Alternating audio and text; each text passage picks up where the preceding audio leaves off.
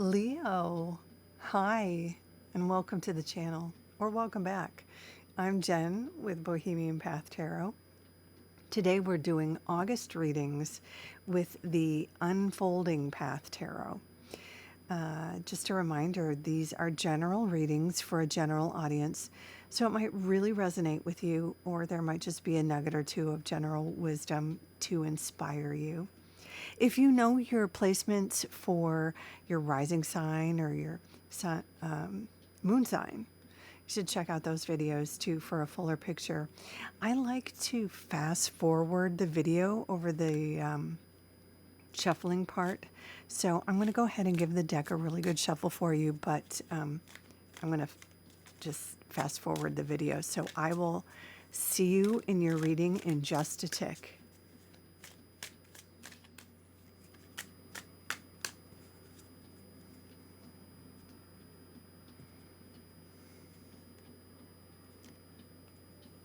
Okay, Leo. Let's see what we've got. Four of Cups, Four of Pentacles, Queen of Swords, and the King of Pentacles.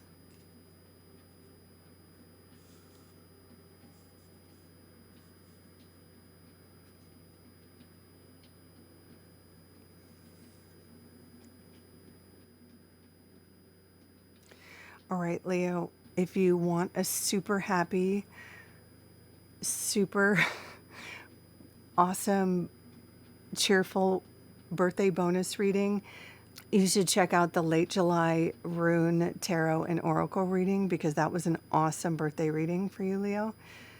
This is a little bit of, it's not terrible, but it's a little bit of a down-to-earth reading. So first, we have the King of Pentacles here, which is, you know, boss man energy. This is a CFO. This is someone who is secure in himself, who is kind of boss man, boss with money, is settled, comfortable, wealthy businessman. This is somebody who has something to offer you. It's going to hit different Leos differently, but he either has some advice for you, or he may have a job or a contract for you at some point in August. There might be a check coming in, there might be a commission, there might be a job offer, something along those lines, dividends, something like that. But he could also be someone like a boss, a father figure. There seems to be some piece where it comes with strings, maybe.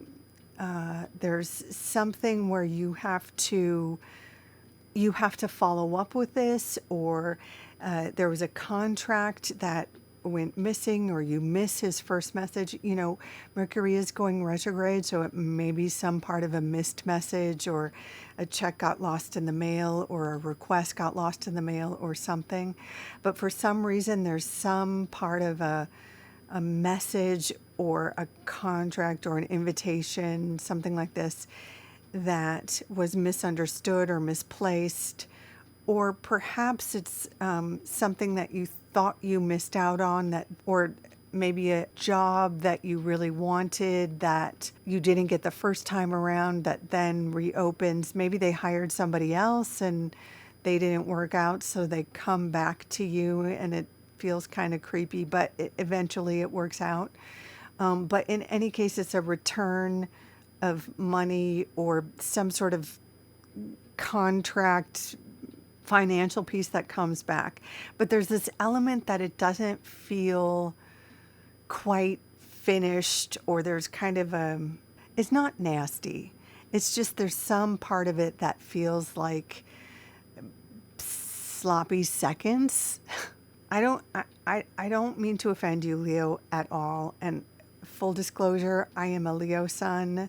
So when this does hit for you, please feel free to share in the comments. If you know, I would love to hear how this plays out for different Leos, when it does.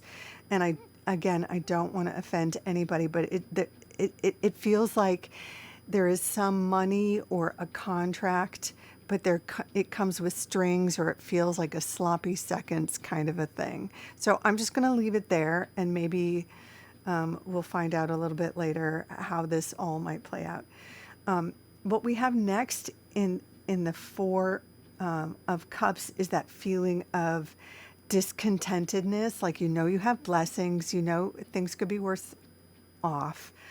Basically, you're a lucky person, but there's just this missing piece.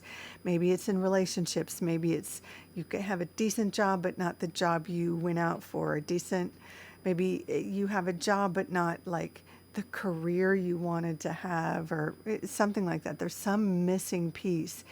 But what you don't see is just around the corner, literally in this, here we go, just around the corner, right, is about to be on offer the thing that you want. Like, doesn't that look like champagne coming out of that cup, that fizzy, bubbly champagne? And the central character doesn't see it yet. But just about to be on offer is a celebratory kind of event, something that will really satisfy this character. They're just not aware of it yet, but it's just around the corner. So hang in there, kitty. That's what the Four of Cups is saying. It validates you're not satisfied right now, even though you're basically generally, you have everything, you can eat, you have a place to live, you have a car to drive, but there's just that missing piece. And it almost feels kind of dumb to say, you're not satisfied, because other people in the world have it worse off. But also some other people have it better, so you're sitting in that place of like, there's just that one thing I wish I could have.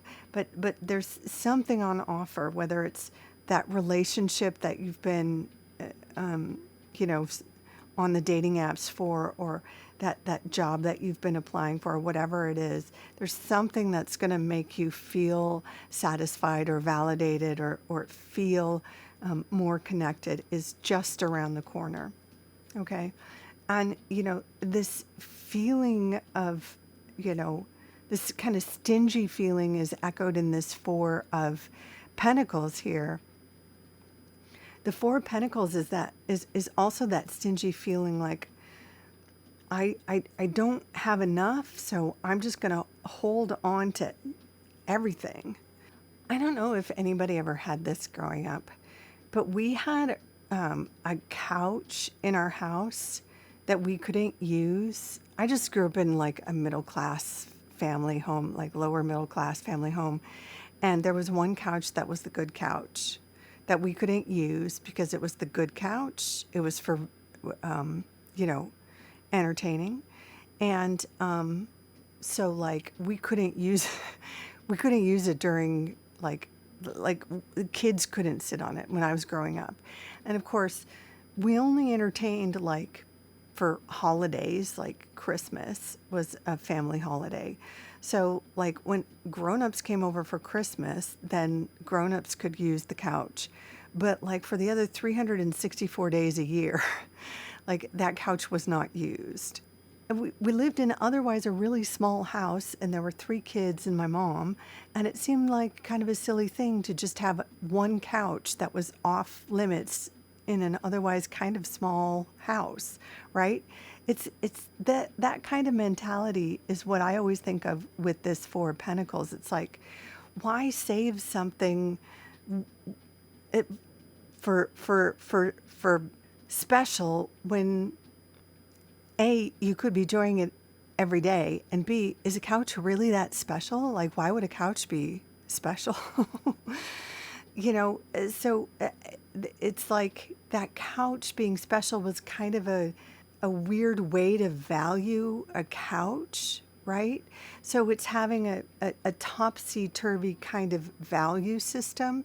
There's something that you're undervaluing or overvaluing about yourself or about your time or about your resources that's keeping you kind of small and keeping you from kind of enjoying something, maybe relationships, maybe from putting you out there from a job that you'd actually get, but you might be thinking you're not good enough, or you might be thinking you're not pretty enough, or something enough, you know. You're overvaluing something or undervaluing, like your value system is a little bit, the calibration is off, let's put it that way. You know what I'm saying? This comes up sometimes in situations with people who want like a romantic relationship, but at the same time, after they've come out of like a really crummy divorce, and they don't want to get hurt, so they can't really like show themselves. They can't really be vulnerable. So they do that thing where like, come here, go away thing. That's kind of also Four of Pentacles energy. Or somebody who wants to treat themselves to, you know, something nice and goes shopping, but that ends up coming home with nothing. You know, not being able to spend money because you're not able to really treat yourself to something nice because you can't really value yourself in that way. So the Four of Pentacles is asking you to take a look at how you're valuing yourself in relation to other people. The calibration is off. If you're looking at other people's social media and judging yourself maybe too harshly, and so you're not giving yourself the same kind of breaks or the same kind of special treatment, or, you know, there's some kind of calibration that's off there, that's maybe affecting how you're going after, how you're treating yourself, like how you're pampering yourself, or how you're talking to yourself, or how you're approaching relationships, something like that. All right, I think you get what I'm saying there. Finally, we have the Queen of Swords. Now this character would be sort of related to this King of Pentacles. So the Queen of Swords is kind of like, she's kind of like an editor or a Hollywood agent or a critical mother. She's someone who has, like the King of Pentacles, some advice or something for you. It could even be like the King of Pentacles, a contract or a bit of news, like something actually that you need, but just as likely it's some piece of information or gossip that affects you, gives you pause, gives you food for thought. It's possible for some of you Leos, she has good news, good information. It's possible for some of you she could be like a lawyer and she has news about like a lawsuit. It could be, if she's your critical mother, she could have news about a cousin who just got married or did something weird. She could literally be an editor if you're a writer, or an agent. If you're like an actor, she could be an agent and have a job or a contract issue. But typically the Queen of Swords has some kind of news to share with you, and it's cutting. She can be diplomatic, but it's to the point, and it's something that inspires a decision, inspires a change, requires you to take some sort of action for yourself. So Leo, there's something that's coming, maybe another contract or some money, a check or a commission or inheritance or something, and it feels like these two are possibly related somehow, and you'll want to keep your eye out for that. And possibly you'll want to be prepared for that, like emotionally. And then there's also this piece, which seems related as well. Because even though you know you're a lucky person and you know you're a smart person and you know you're a talented person, there's this piece of not feeling like you're enough and not feeling like you have enough. And there's a recommendation in this reading that perhaps, just perhaps, this kind of mindset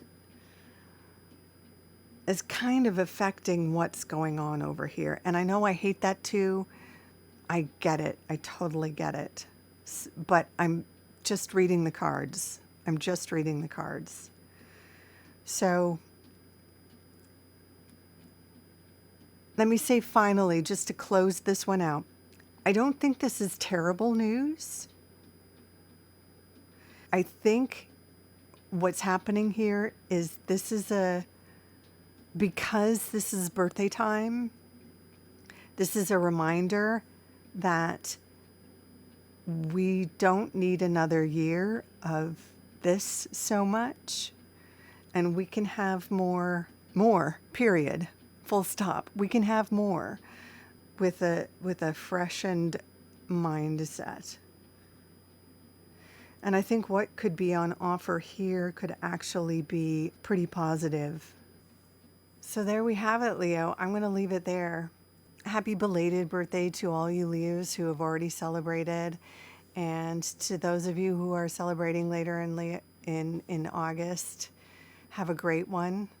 Please feel free to come back later in the month to let me know what popped up. I wish you all the best. I hope this is helpful. Please take care of yourself. Until next time, bye for now.